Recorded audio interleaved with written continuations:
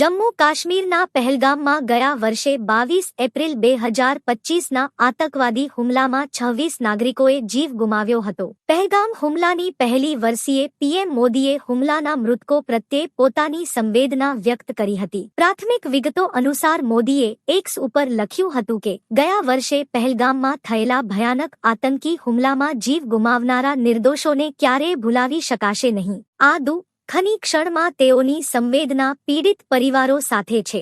એક રાષ્ટ્રના રૂપમાં શોક અને દ્રઢ સંકલ્પમાં તમામ લોકો એકસાથે છે. ભારત આતંકવાદના કોઈપણ રૂપની સામે નમશે નહીં. માનવતાના દુશ્મન આતંકવાદીઓના નાપાક ઈરાદા કદી સફળ નહીં થવા દેવાય તેવું મોદી દ્વારા જણાવાયું હતું. ભારત ક્યારેય કોઈપણ પ્રકારના આતંક સામે ઝૂકશે નહીં. આતંકવાદીઓના ઘૃણાસ્પદ ઈરાદા ક્યારેય સફળ થશે નહીં, તેમણે કહ્યું. પહેલગામ આતંકવાદી હુમલા પછી ભારતે ઓપરેશન સિંદૂર નામનું પાકિસ્તાન સામે બદલો લેવા માટે લશ્કરી કાર્યવાહી હાથ ધરી હતી, જેમાં ભારતીય સશસ્ત્ર દળોએ પાકિસ્તાન અને પાકિસ્તાન અધિકૃત કાશ્મીરમાં લશ્કરી અને આતંકવાદી માળખાનો નાશ કર્યો હતો.